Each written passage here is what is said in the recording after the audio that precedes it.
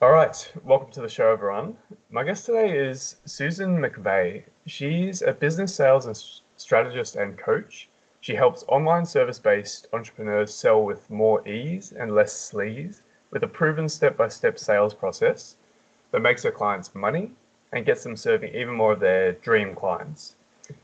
In her 18 years of corporate sales experience, she's generated over $600 million in sales. She's built a business from scratch, going from zero to $15 million in 18 months. She's also helped 30 plus of her own clients go from zero to seven-figure sales in their own business. Susan's passionate about helping clients grow their businesses without sacrificing their family time or health, as she knows firsthand the challenges around balancing these things. So I want to bring Susan on the show to find out how she thinks about sales, how she's able to excel, how she was able to excel in a sales role as an introvert who wasn't a natural, how a life-threatening car accident caused her to reassess her priorities, and how she grew her own consulting business. So, Susan, welcome to the show. Thank you so much for having me, James. I'm super excited to be here. Absolutely. So, I wanted to start a bit about your background and your story, just to get the sense of who you are. So, wondering if you could just share a bit about your upbringing, because you're basically the daughter to Korean immigrant parents, and I'm curious as well about what you learned just growing up in that environment and also working in their business growing up. If you could talk about that. Yeah, absolutely. So I'm Canadian, and my parents are originally from Korea, came to Canada for a better life, like I think most immigrants do. Not knowing a lot of English. Actually, I think my mom arrived, my dad arrived first, and then my mom was kind of like a mail order bride, but not really because they knew each other in Korea. But she came with the intent purpose to get married and start a family with my dad, and so she didn't know really any English at all. But they were able to build a life. By building a retail store business. So they owned a grocery store. They owned actually several grocery stores. And my dad had had lots of different, very interesting careers while he was in Canada as well. So he worked like in a chicken coop as a sports coach for construction.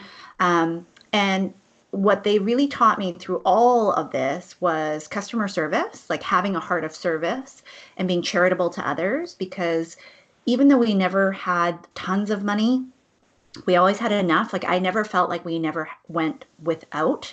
And we always had enough to give to other people, which now that I think back was really remarkable because we always paid it forward. And so that level of service, that level of care is really what was being demonstrated day in and day out while I was growing up alongside of them, being in the store and being able Mm, to see the building of relationships, like true relationships. And you would think, you're just in a corner grocery store, like very stereotypical, at least for Canada here. When we talk about Koreans, it's like, did they own a store? Yes. Yes, they did. But I remember seeing a lot of our customers, have kids, their kids growing up, and my parents were able to see what happened with those customers and remember them. And we would have customers come in like 10 years later and celebrate their kids' graduation. So those were really impactful for me, just understanding the power of having those day-to-day interactions that sometimes we overlook. And in my own business, it's really meant a lot in terms of those small personal touches that mean so much. But again, they're especially in today's day and age, I feel like we often are overlooking them because we're just so dang busy and everything, although we're more connected, feels even more disconnected because we're not having real conversations and we're not even meeting people anymore. We're doing everything behind a screen. And I really appreciate, even though I was an introvert and I still am, having the opportunity to meet so many different people, like having that variety of understanding different personality types and how you communicate and how you show up and how you serve and how you tell the truth, right? We would never sell anything that we shouldn't be selling. Like if there was a piece of produce that was rotten, I would take it and get them a new piece and say, actually, this is how you need to buy an orange. Like there's these markings here, and so it allowed people. to be educated so that they could go out and make better decisions as they were continuing to buy, whether it was from us or somebody else. And so all of those lessons I have now been able to carry forward, not only in my corporate career, but also in my business. Mm, I love it. They're good lessons. And Hmm. it's something, excuse me. I worked in a grocery store as well back in the day, and so Yeah. I learned a lot from that as well. So that resonates with me. And I think, yeah, just getting to that habit of uh, being of service to people and make sure you're delivering what the customer needs. And like you said, like I identify as an introvert as well, so it was good to interact with a lot of those people every day, like new people. It kind of pushes you out of the comfort zone and builds that skill. So yeah, I definitely resonate with all that. And I was wondering if we could fast forward a bit and could you tell me the story of how you actually got started in your corporate sales career? Because I understand that it was something you kind of just stumbled into. So maybe you could tell that story. Yeah, absolutely. I graduated from university here in Vancouver, and I had decided I wasn't going back home to live with my family. I wanted to be independent. I wanted to live in the city. So I grew up just slightly outside of the city in a local suburb, and I wanted to exert my independence. Well, that came at a cost. I had to pay rent. And I realized, okay, I need to find a job. I had a degree in a double major in geography and English language of all sorts. And you would think, great, you're going to be a teacher. That was the number one phrase I kept going over and over again. You're going to be a teacher. And I said, no, I don't want to teach. Mm, And and so I was faced with a looming deadline of rent needs to be paid in 2 weeks. And I had put out all of these applications for areas related to my field in geography. I wanted to make maps of all things. mm, Um, and then I realized I need a job now. So a friend of mine, a very close family friend of mine, already worked in a corporate job. We had very similar backgrounds, right? Korean parents, grew up in a store dealing with cash, customer service. And she said, why don't you just come and work over here? Like it pays more than minimum wage. The clients are great. It's super easy. It's not that hard. I think you'll enjoy it, and you're going to make your rent. And so that was the driving force for me mm. initially was great. I'm going to do this. I'll get the job. And so I had given myself literally, I think it was 3.5 weeks between when I applied and when my rent was due because I needed to get trained and work for 2 weeks so that I could make my paycheck so that I could make rent. It's good motivation. Yeah, it was. And I realized very quickly as I started to get trained and I learned that the core function was still serving people. However, when I got thrown into like being in the field on the front lines with the customers, I quickly realized, wait, this is a sales job. Like I have targets, I have goals, and they're related to products that I need to sell. And that's when I kind of felt like deer in headlights, fish out of water. Like, what have I gotten myself into? Because it's one thing to do the training and get a paycheck for my rent. And it's quite another to have to do this ongoing in order to continue to live and survive. So it Yeah. was like, ah, Yeah, it sounds like it was a bit of a crazy journey from then onwards. So I was curious yes. about how you actually went about developing that skill because you said before you see yourself as an introverted person and you weren't a natural at sales. So how does someone go from that to fast forward 20 years, $600 million in revenue generated? How does someone go to that? Yeah, it was crazy. It was crazy because I thought it was a temporary job. Like literally from the time that my friend said, "Come and do this thing." I remember I had put out all these applications and I thought I was going to get this job, creating these beautiful maps, helping people like do whatever. I don't even know what I was thinking at the time. And so as I got into the job that I was in, I quickly realized that it still fulfilled my life purpose, which is to help others. So I have a really keen desire to be helpful, to help serve, and to add value to other individuals that I'm coming into contact with. And during that corporate career, I realized it doesn't really matter how I'm doing this, but I still get to do this. Like I still get to help people. And as soon as I kind of flipped the switch, and of course I needed to learn the skills. So I watched somebody who was doing it really well and was doing it in a way that felt super natural to him. And also where I felt like I can adapt some of that because Mm. he was very charismatic. I mean, he was a beautiful man. He was like very tall and commanding. And here I'm 5'2", Asian, shy, mm, really. I'm curious about people, but I'm not the one that's going to walk up to you and introduce myself. So I had to adapt a lot of the things that I was watching him do naturally in a structure and process that worked for me. Mm. And once I tested that, so everything was about testing, like test this, test that, see if this works. And I kind of just saw it as a big learning experiment, that this was a way for me to continue to develop as a human, develop on the job, because I still needed the job in order to pay my rent and to be able to enjoy myself. So as I kept going, I got really good at it. And I simplify things. It's one of my gifts is taking complicated processes or steps or systems and making them very much a simple way to do things that are repeatable. Mm. So I became the go-to trainer in my location. As a peer expert, I started training other individuals. They started getting really good results. And so I quickly got promoted from there to other roles, like a more dedicated sales role, and then into sales leadership. And I stayed in sales leadership for the bulk of my career until I decided to go back in the field and deal with high level clients, CEOs, and CFOs, helping deliver financial literacy programs to their employees and speak more to bigger audiences. So I have always gone with the premise that if you serve, then the sales will come. The sales will just Mm. happen because you do right by the person. So that's always been my philosophy, and that's how I teach now is like selling is serving. And if Mm. you serve really well and you know when to ask for the sale, Mm. people will do both. Like they will ask how to work with you, but you also can't be shy in saying, you know what, James, like I love the direction that our conversation has gone. If this is something that you need help with, I'd love to be able to see what that might look like for us. Would you like to have a further conversation?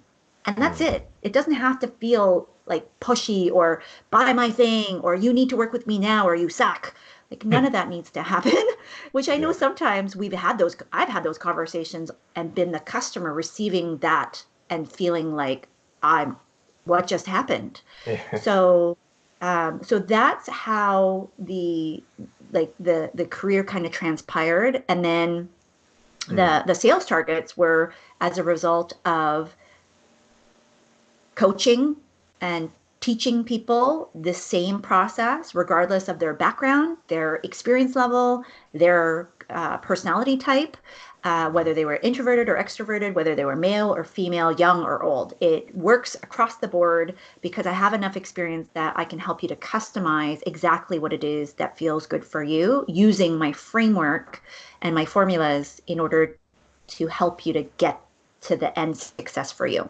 So Yeah. that resulted in way more than 600 million collectively that I've been able to generate through myself personally, and then also through the work of my sales teams.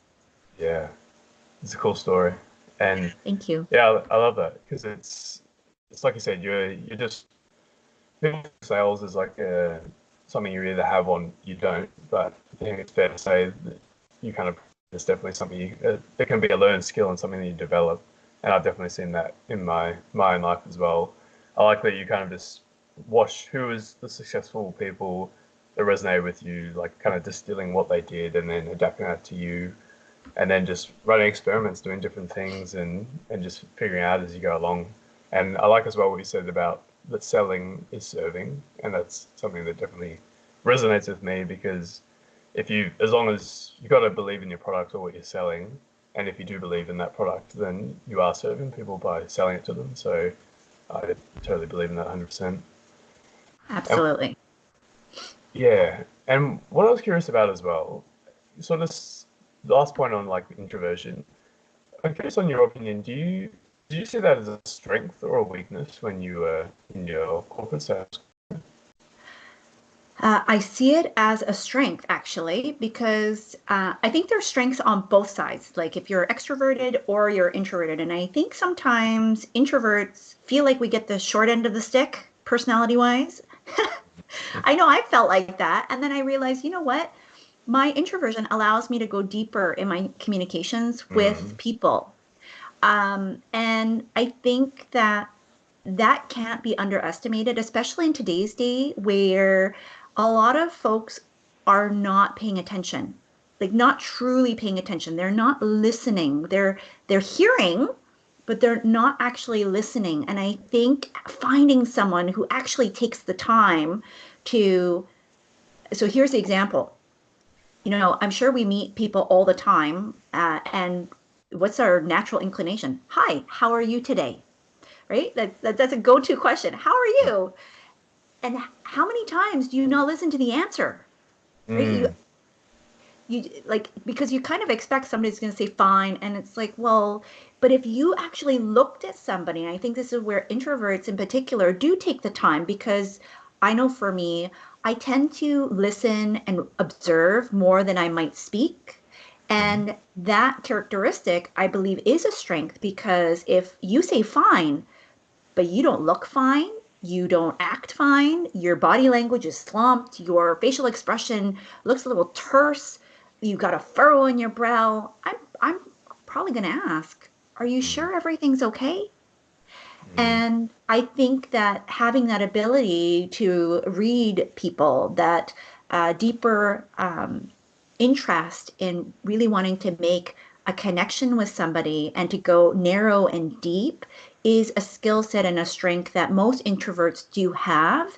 I don't want to, paint a broad brush and say no extroverts do this, because I'm mm, sure there are. But I think that being introverted naturally lends itself to being more introspective and perhaps a little more self-aware. And that means we have a heightened awareness for other individuals around us, and we're paying closer attention. And I think that key characteristic of observing individuals really does, at least in sales, it does a huge service to your audience and yourself, because you're able to leverage that if you know how, if you really pay attention and want to use that and capitalize that. So I definitely feel like introversion is a strength. It's mm, a downplayed strength.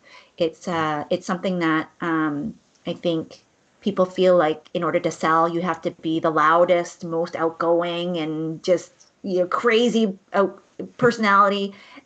And it's with the quiet power that I like to call from deep inside an introvert, where if you have the ability to just hit the nail on the head with somebody as you're having a connection and a conversation, that could just change everything.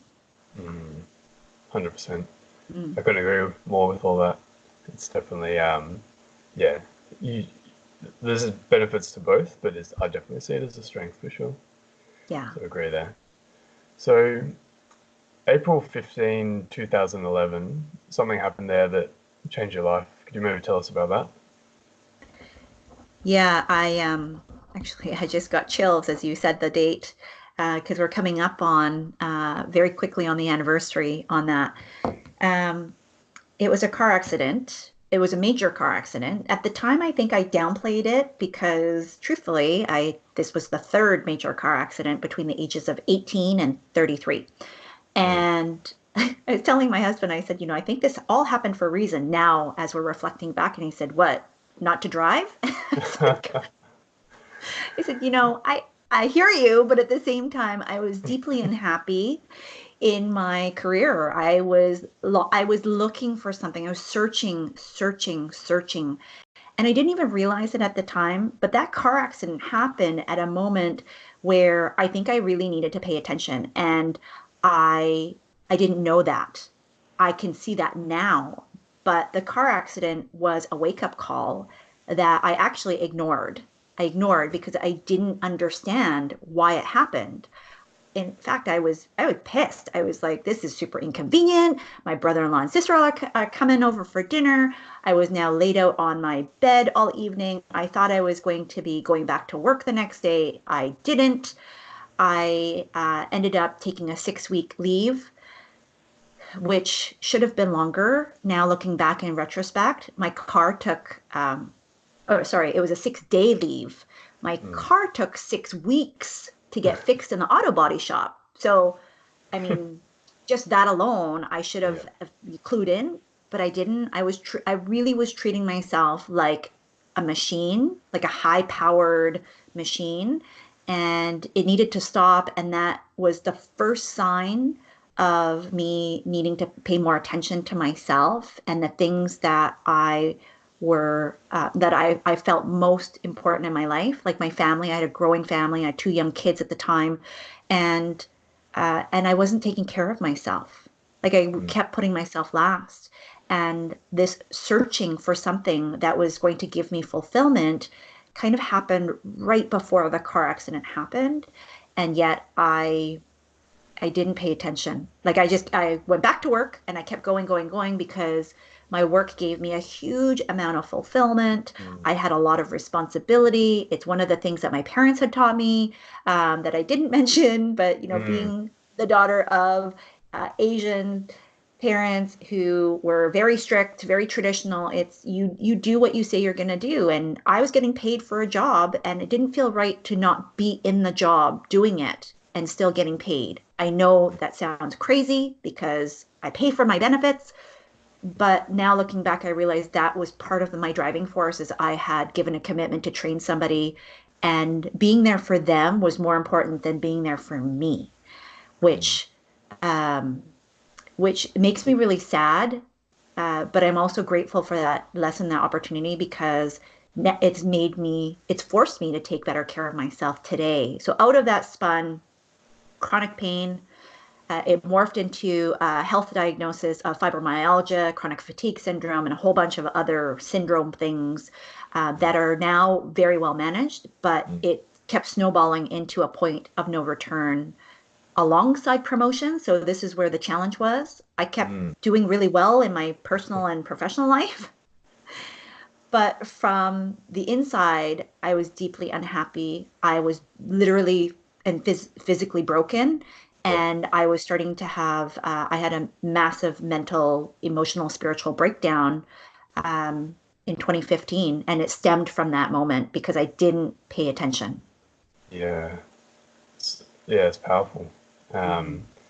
'Cause yeah, we definitely need to. Sometimes it's hard to listen to ourselves and what we really need, but when you don't, all these problems manifest as it did with you. And Yeah. so it was. And is it true there was a point where the doctor just told you you just can't return to work anymore? And then was that the point that you had to walk away from your career? Exactly. So I was having terrible symptoms of a heart attack, what I thought was a heart attack.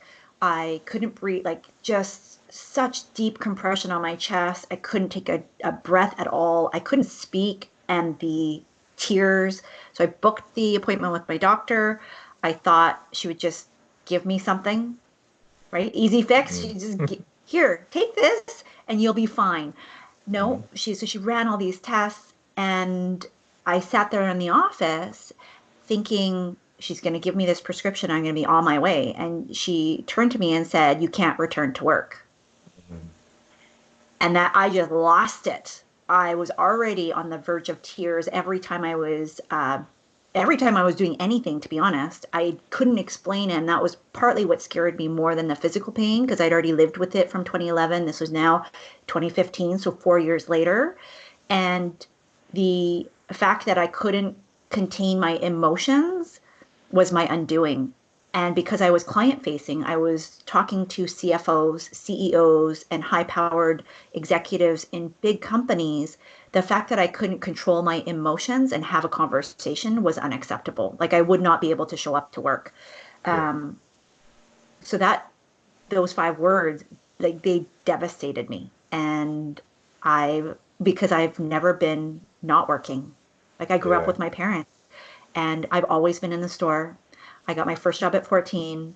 I had part-time jobs through college.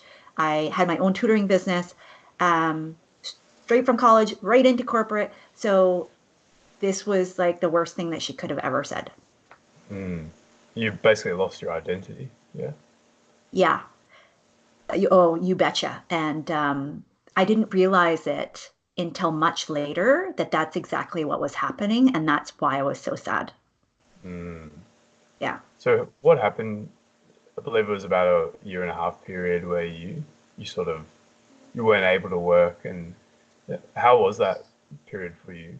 Like, what was day-to-day life like, and how'd you actually get through that?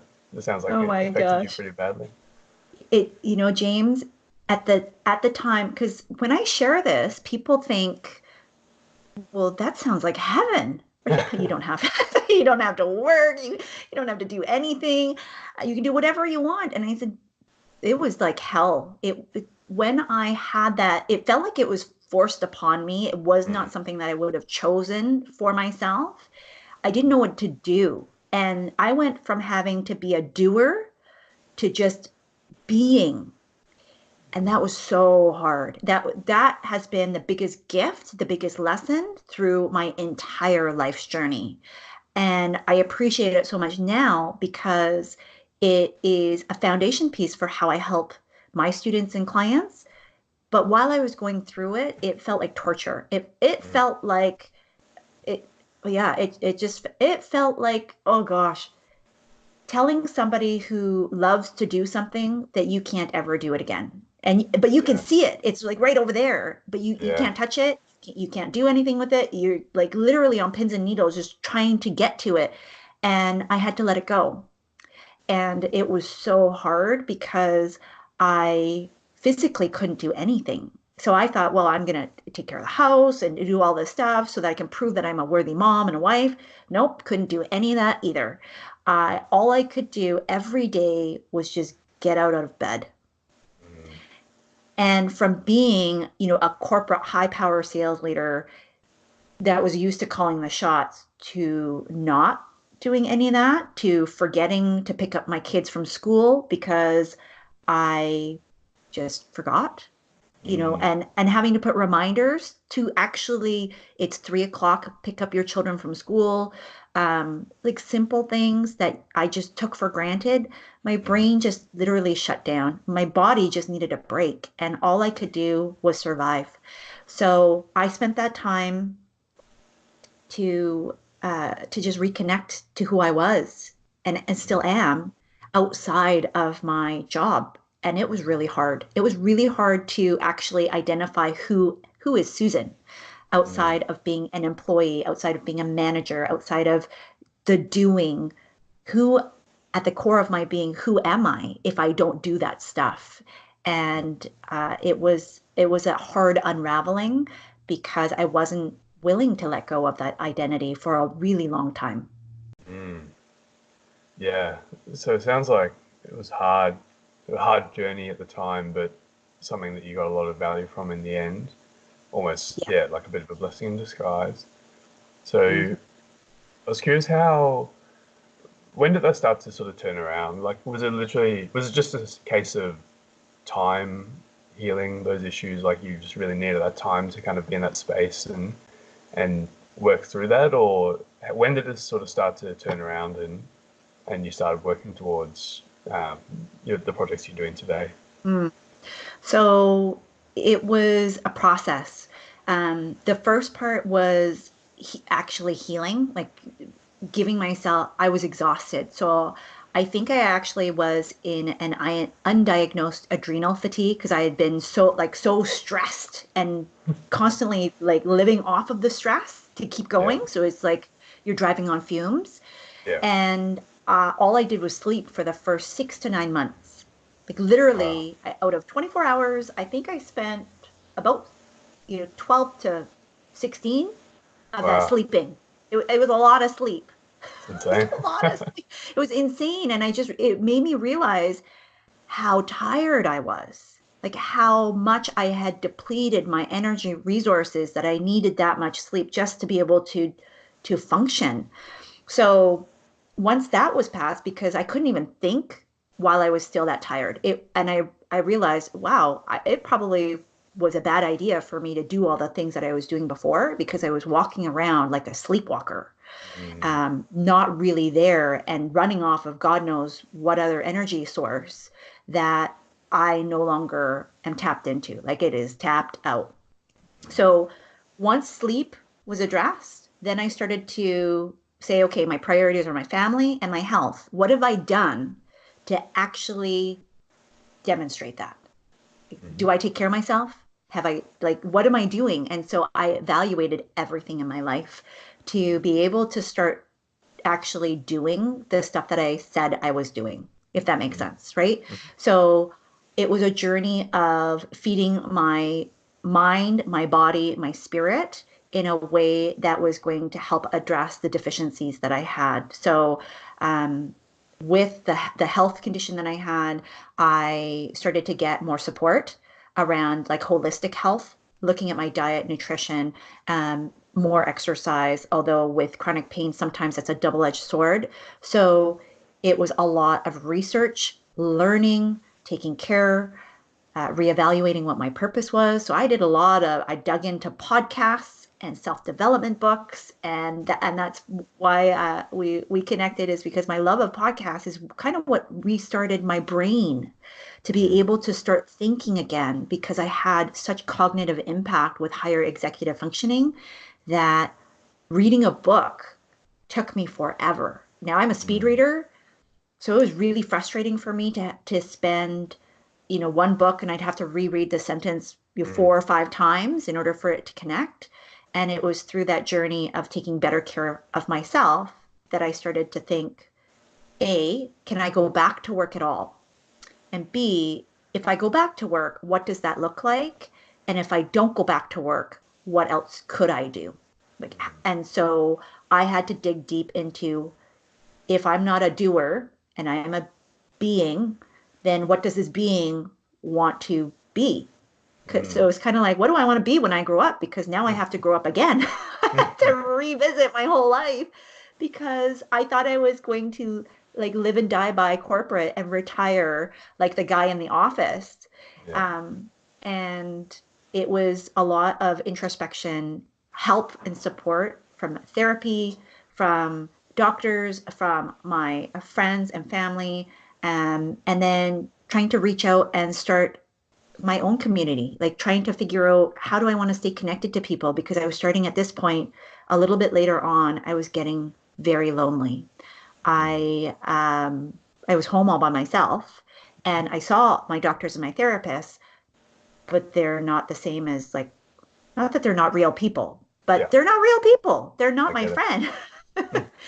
So I started to figure out how do I want to show up in the world? How do I want to engage with folks? How do I want to now build some relationships that is going to help me to serve, but also serve me because I was really really lonely at home and having to deal with the anxiety and depression. I thought, I need to reach out and start building some relationships. Mm. I love it. So, Mm. so it sounds like yeah, you got some really deep introspection that sort of helped guide you towards your current path.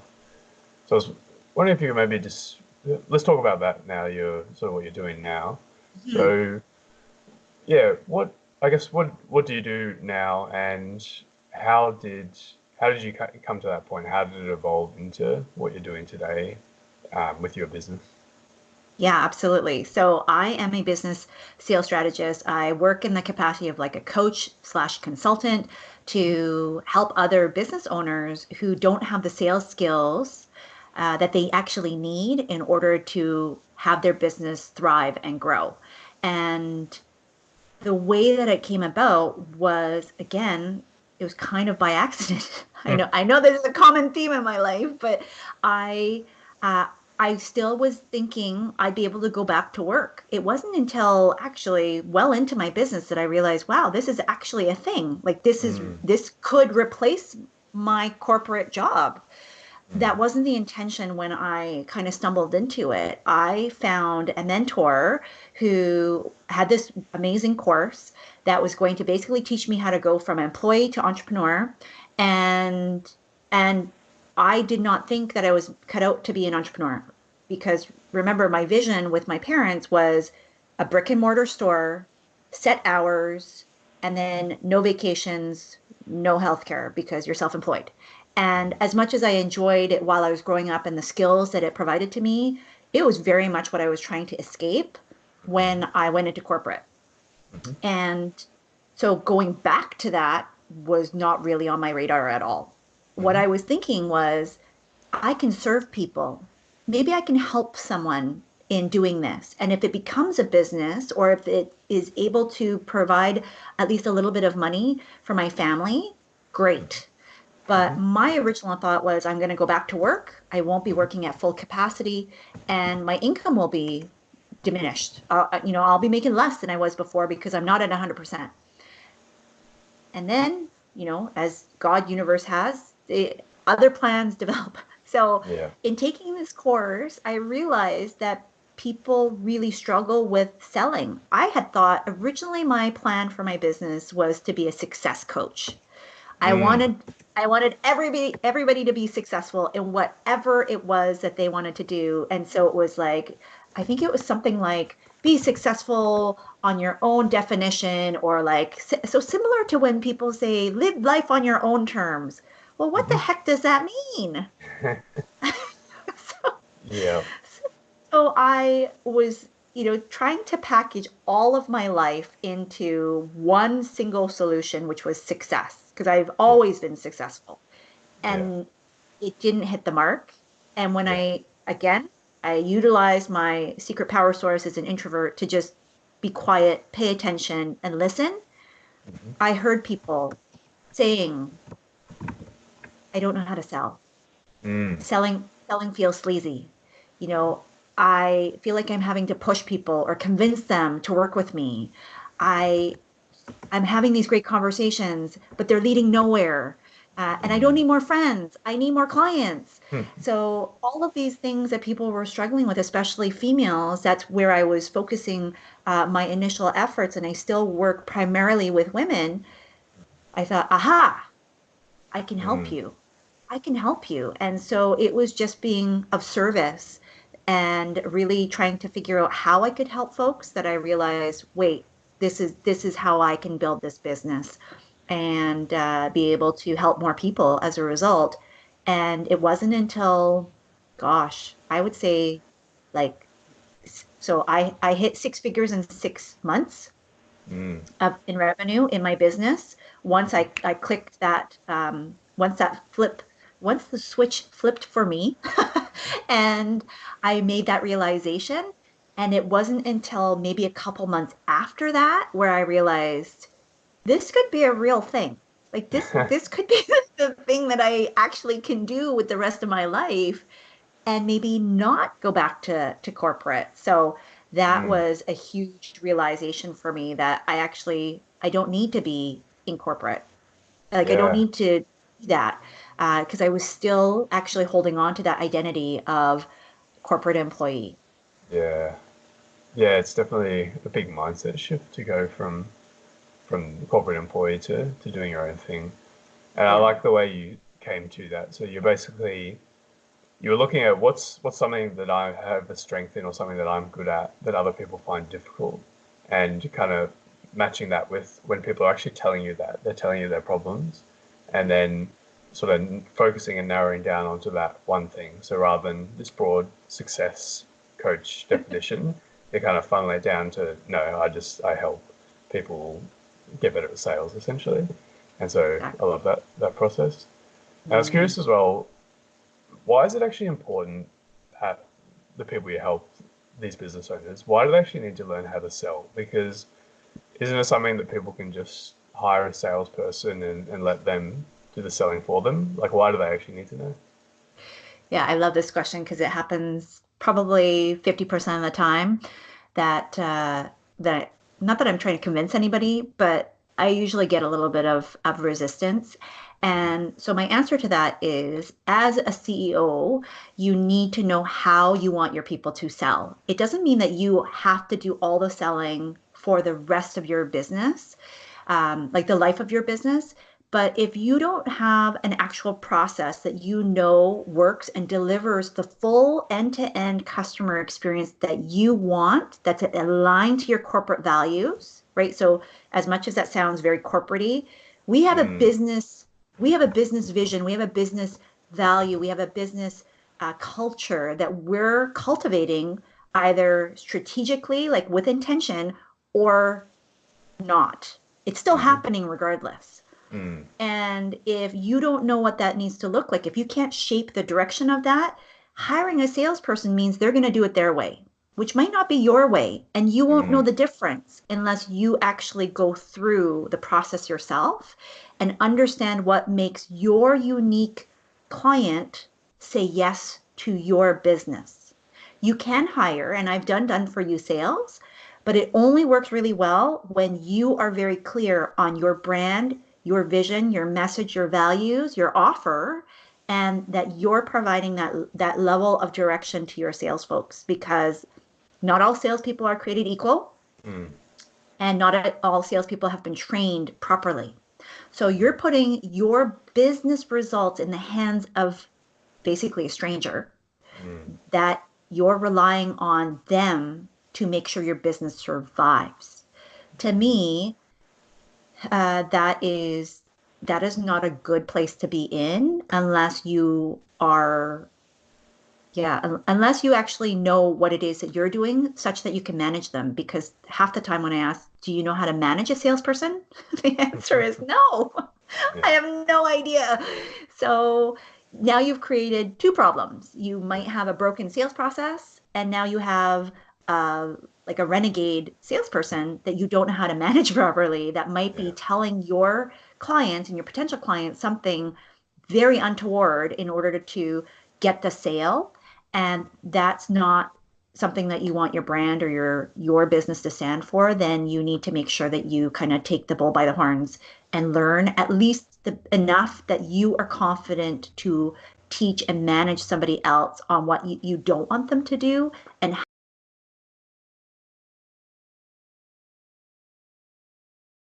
but it's about knowing it's about knowing what they're actually going to be doing. So you can outsource it eventually if you want to, absolutely. but just Mhm. know what they're actually going to be doing and make sure that their process is aligned to what you want for the business. I totally love that. Yeah. So you mentioned before you signed your first client within a month. You got to six figures in revenue within 6 months, and then you've been at multi six figures since then. And then you were telling me before that you've actually closed just in 2019 in the first 5 weeks over $60,000 in contracts. So you better say your business is growing and you're sort of getting this great traction with it. So I'm curious, what are you doing differently to most people today to get that sort of crazy growth? Because I think there are a lot of people who become a consultant or start their own sort of business in this sort of area, and they definitely don't get those sort of numbers. So maybe have you got any thoughts on that? What you're doing differently? I think so. Two things. I think I'm very clear on who I work with and who I don't work with. And I think it's equally as important to know who you don't work with, because a lot of times the clients and students that come to me, they're exhausted because they don't know how to say no. Mm, And they're working with the wrong people at usually lower prices than what I would recommend. And it's it's tiresome, and they're not seeing the results that they want. So knowing who to say no to allows you to have more clarity around who it is that you actually want to work with, like the dream clients that you're maybe even scared to work with. It's going to stretch you, it's going to stretch them, but you would love to work with them because you know that they would get you and them working together stellar results. mm, When you look at the result of the transformation that you provide, most of the folks that I work with are extreme experts in that they're overqualified, like they're over credentialed, they have tons of experience, and they're playing small in diminishing the value of what they do because it's so easy. And they don't realize how important it is, the work that they do. So they're over serving, maybe over delivering, and they're underpricing. mm, And that leads to burnout. It leads to resentment. And the very first thing is to evaluate, who are you working with that lights you up today? How can you find more of those people, right? Because you Mm-hmm. might only need 2 or 3 more of those people to really make a significant difference in your business. And then the other piece is, are you pricing your programs and packages such that it truly represents the value of the transformation, the results that that person is looking for? Mm-hmm. So the example that I always love to give is, you could be a relationship coach who's working um, with college grads. Okay, Mm-hmm. you want to help millennials find love and stop having to swipe. I can't remember which direction is the wrong one. I think. Make a match. Yeah. Or you could be a relationship coach who's focusing on C-suite executives who are so busy that they cannot make time to arrange dates. And it's not something that their work assistant is going to take care of. Um, which one has a bigger opportunity in terms of price point and ability and capacity to pay? Mm. Well, it's going to be your C-suite, Yeah. right? So if you have the skill set and you have the background that speaks to that specific target audience, you're going to make way more impact, get bigger bang for your buck, and probably enjoy it more if that is the target market that you actually should be closer aligned to, rather Mm. than your millennials. It's not to Mm. knock either one, but it's just to say, are you aligning your skill set, your experience, your passion with the right people? And then are you actually pricing for the value that those individuals see from working with you? Because Mm. if you price too low for the C-suite, they won't take you seriously Yeah. and they're not going to hire you. And in Yeah. fact, you need to charge probably way more in order to attract those individuals and even have them consider you than a different market. So that's something that I think for me is something that I have been very strategic about, is the price points that I offer, how I Mm. provide the value. Because in fact, you don't need to do more for more money.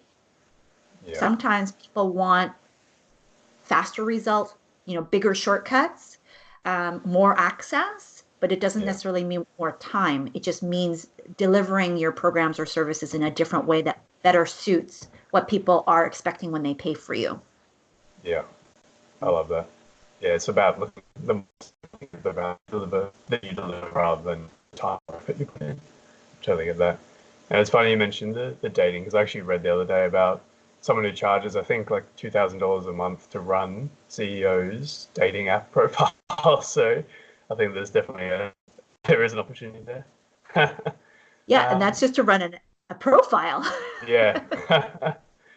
Love that. And yeah, that's I like as well. You said find out who you want to work with and find out who you don't want to work with as well. That's equally important.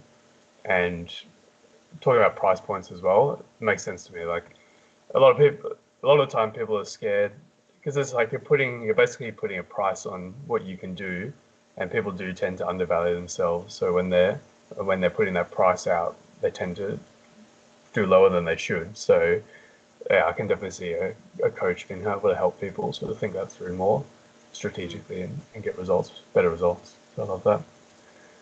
So one thing I want to ask about as well is that how do people, so one of the things you focus on is obviously helping people generate sales and grow their business, but then also having a strong family life and having the health in order. That's something that you believe in because of your background and your story, that all the stuff you went through. So how do you actually help your clients in finding that balance in that area as well?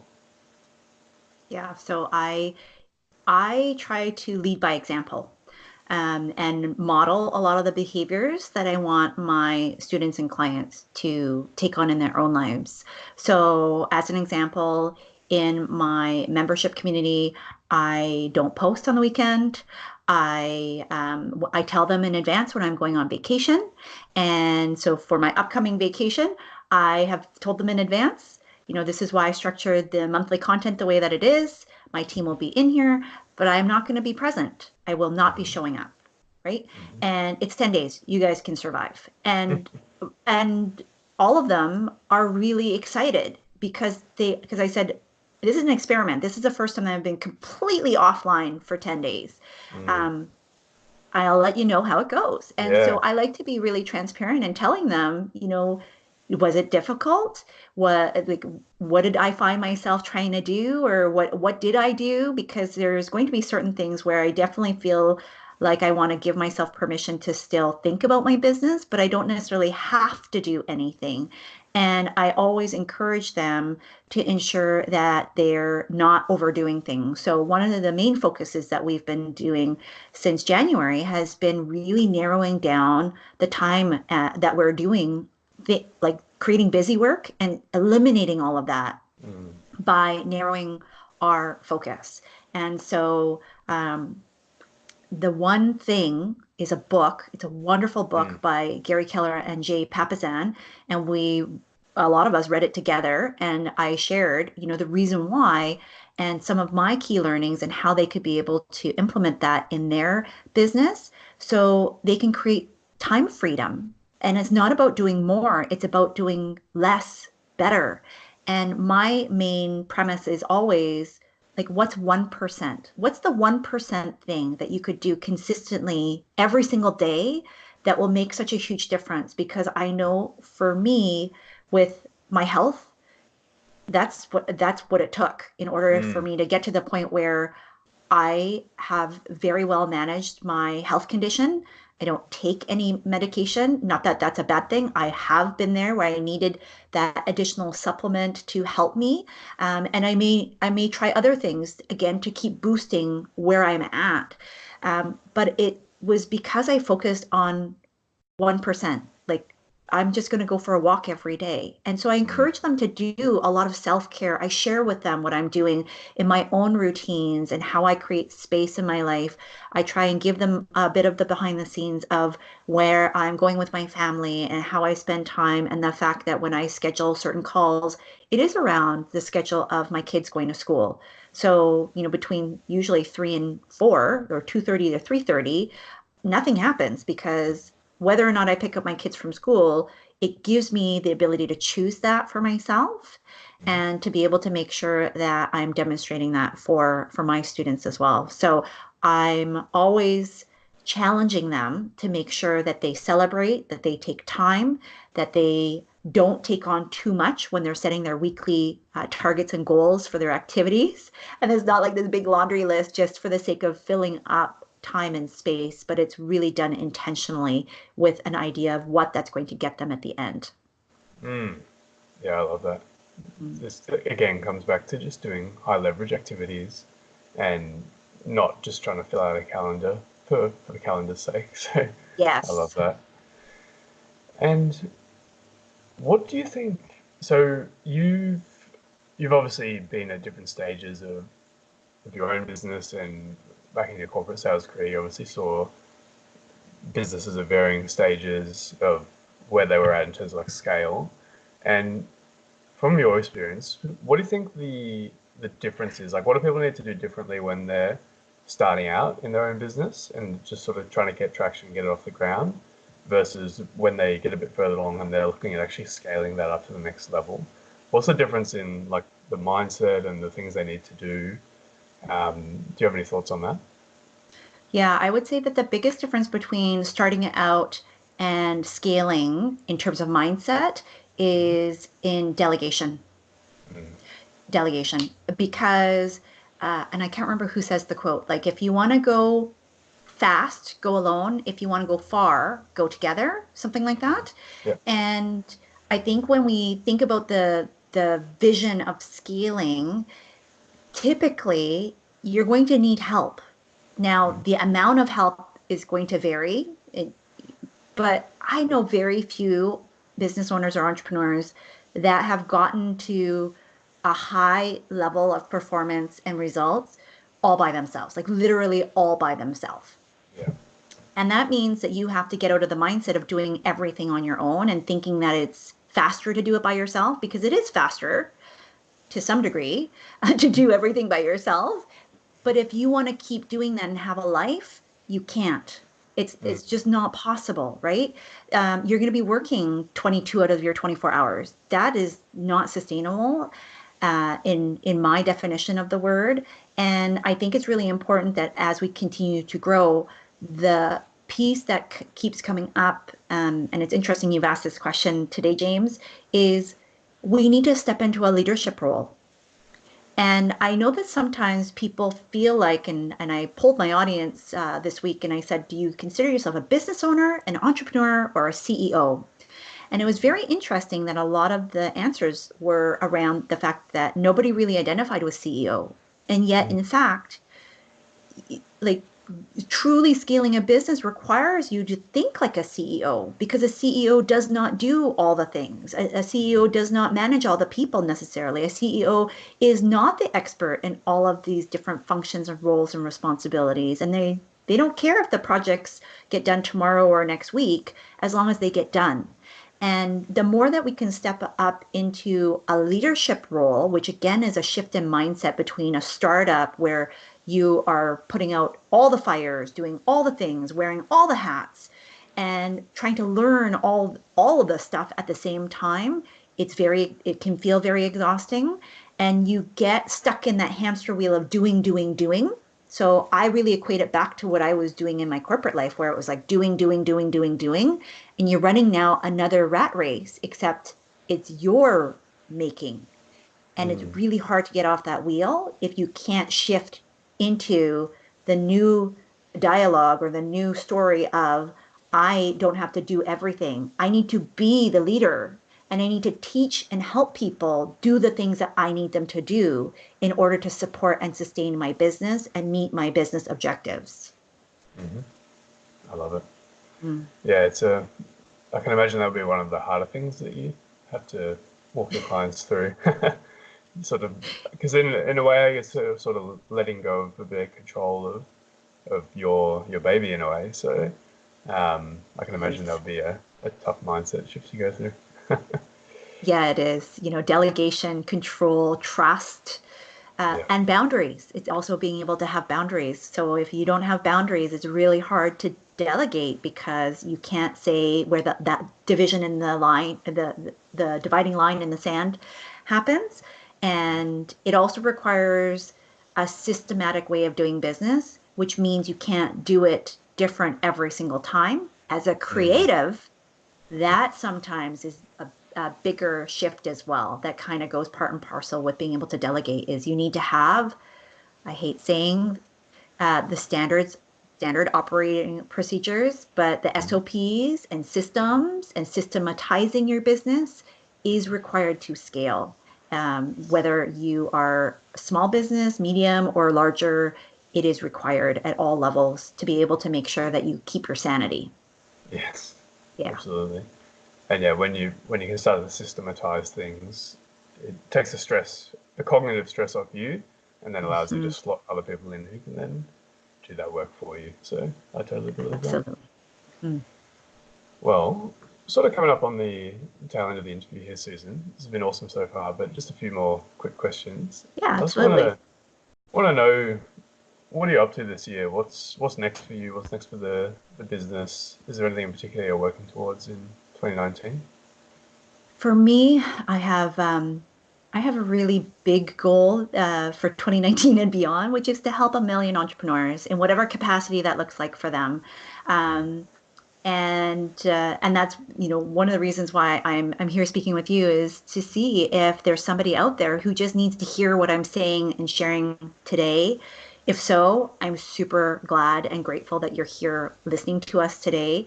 But I also know that there's other people who need tactical, like, give me action steps, tell me Mm. how to do it. And so I am really doubling down on my membership program, Sales Mastery Society, as the main avenue for folks to be able to work with me at a very low cost with quality support. Because I think Mm. that's missing in the market. I think too many people are getting gouged by mentors and business programs, and not to knock what they're offering, because I think there's lots of quality programs out there, but it's not always what people are needing. And Mm. so they do these things and something's still not connecting, either because they're not getting appropriate access or they don't get to ask this one critical question that Mm. everything else is going to stem from, and then they're stuck, and they're stuck for a long time, which means you don't get to help people. You're not putting your stuff out there. And so my Sales Mastery Society is where I'm going to be putting a lot of my focus and attention, outside of my actual sales conversation program, which will be kind of more on a traditional or formal launch, like open close sort of access. But that's going to be the main way that folks that want help and support are going to be able to hopefully get what they need in a really easy, bite-sized, strategic but doable way, where you can Mm. come in, ask, and then get help and support, and then off you go. Awesome. Yeah, I Mm-hmm. love that. That's a great vision to help a million entrepreneurs. It's definitely a audacious goal. So I look forward to seeing you accomplish that. It'll Yes, be me good. too. Yeah. It's super scary for me putting that out there. I think this is one Yeah, of the first platforms that I've publicly declared it outside of my community. So you there heard you it go. here first. I feel honored, and yeah, I've no doubt that you'll achieve that. So, is there anything I haven't asked you, or just anything you want to really make sure you hammer home to the audience before we finish up here, Susan? I think the main thing that I want everybody to understand, and hopefully I've been able to share a little bit through the course of my all the stories that I've been sharing, is sales, if you're a business owner, is really important, right? Mm. Because otherwise it's just a hobby. It's not a real business, right? Because you have to have consistent money and income coming through in order for you to be able to have that freedom of why you've built your business. And too often I'm seeing people who are passionate about what they do who stop because they can't get that consistent income. And sales is a skill that anyone can learn. You need to be able to learn it in a way that feels right for you, though. And so if you've said, well, I tried it from X or Y or Z and it's not working, I really want you to hear that if you have a calling, if you know that this is what you're supposed to be doing, please don't give up. Like, reach out. If there's another resource or person that I might be able to connect you with that might be a better fit for your personality and your style, I'd love to be able to help and do that. If I am, privileged enough to be somebody who you might feel is a good fit for you, I'd be super grateful to be able to help in whatever capacity that I can. But I know that there's far too many people who are extremely qualified but not making the money that they need to make. And you all know, if you're listening right now, you probably know there's one person who's doing what you want to do who is far less qualified than you are, and they're making way more money. And if Mm. that doesn't get your goat and make you keep going, knowing that if they can do it, you can do it too, I hope that this is what you need to hear today to make sure that you like roll up your sleeves, put your big girl or big boy panties on, and you go and find that one thing that's going to help you to do that 1% better today and then tomorrow and then the next day so that you can see a different 2019 than the year that you've closed out in years past. Awesome. I love that. Thank you. So, what's the best way for people to connect with you, Susan, if they listen to what you say and they're resonating with the stuff you're saying and they want to dive a bit deeper into your content? I know you put out a lot of stuff across a lot of different platforms that's really helpful, and that's not even in your paid stuff. That's just free content you give out, which is really great. So, what are the best ways if someone wants to get in touch? Yeah, absolutely. So I am on all social media platforms as Susan McVea. And I think the show notes will have all the links to my social media profile. So depending on what your social media platform of choice is, it's there. I have regular content on my Facebook business page, but it's also on my website, on my blog. So if you want to just consume some shows and see what I'm all about and get some help, that's probably going to be the quickest and the easiest way for you to be able to do that. If you want to find out a little bit more about my journey, the 6 figures to 6 months, and I actually break down with a mind map exactly like what that looked like, I invite you to grab my free gift to you, which is at susanmcvea.com/show. And it will walk you through like all the steps because we kind of glossed over it a little bit. And I know that some of you are going to go, wait, uh, I've been at this for longer and I don't know how that's possible. And at least be able to see what I did, that maybe if there's one thing that you might be able to take away and implement today or tomorrow that might be helpful for you, I'd love for you to be able to take a look and see if that is of service. Awesome. Well, thank you for that gift, Susan. And You're yeah, welcome. we'll link up all your social, and yeah, go to susanmcvea.com/show and you can see how Susan went from just beyond 6 figures in less than 6 months. So that's a great gift. So thank you for that. And thank you for coming on the show, Susan. This was a really fascinating interview. I've really enjoyed the past Oh, hour you're welcome. conversation. You dropped a lot of value and knowledge, so I can't wait for people to listen to this. So thank you again. Thank you, James, for having me. It's been amazing and just loved having the conversation with you today. Awesome. And thanks everyone for listening. And like I said, we'll link all that up in the show notes and hope you all have a great day.